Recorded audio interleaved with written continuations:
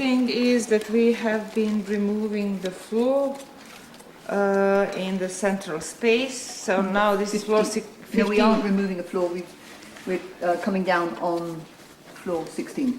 Yeah, so we are removing the packings of the 15 and arriving on 16. And the same thing is going on platform 169, because that's one continuous floor that runs from the central space on top of 69 and then somehow around along the west wall all the way to the northwest corner of the house. And for now, this series of floors and packings is not difficult to follow, it seems, but we'll see what happens once we turn around the corner here in the southwest and start going towards the north along the west wall. The floor basically that Bleda is here removing on top of 169, which is the same as the floor that Kevin is removing in the 606. Those floors have different numbers. In 606, they're removing floor 15, arriving on floor 16. On the platform 169, they're removing floor number 10 and arriving on floor number 11. So how is it, guys, to be removing these floors? Is it enjoyable? Or? It's very difficult. It's very, very difficult. Why is it difficult? Because the floor is so thin.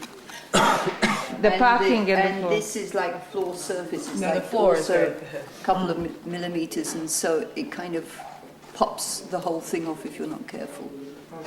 And how is it to remove that floor in comparison with the previous floors from the upper phases? If you can remember. It was the same. It was always a horrible job here in the central. But the earlier ones where you could pop off, it was like 2 centimeters thick floor and packing, and you could pop off with a trowel. Groups of floors.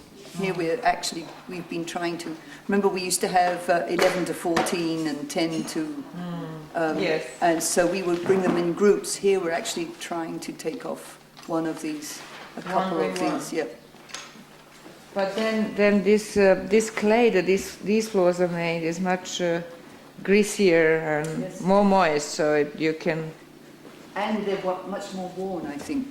The plaster itself is much thinner, and it's more worn. And I think that's. But it's still preserved. It exists as white plaster. It's not really removed by working and walking on it. They did. Yeah, here they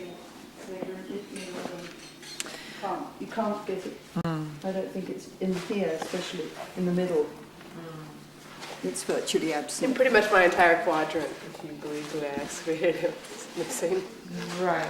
But even though this is the same floor, same phase floor in the center and in the rest of the western part of the house, they look different actually. How is it for Bleda? Is it easier for you? Bleda doesn't know how it was. It's not quite clear yet, because this is continuing to that, but that seems to be higher. I think they just plastered them thicker on the platform. Yeah, but this is also there, I mean. But the difference between the center and here, I think, is that in the center the floor that you're removing was grayish, but it was more white than gray. But here on 169 and along the western part, it's really gray-green. It's much darker, and it has many more remains of gypsum. These little gypsum balls are spread all around almost evenly on top of the floor. And you don't have that. You didn't have very many gypsum balls in we are actually here up here in parts there are places. Are they smaller inside? When I look from here, look at this big. Oh yeah, big bally thing. So what is it? Is that the remains of different matting in the different places of the house, or is it really just gypsum? Well, I think that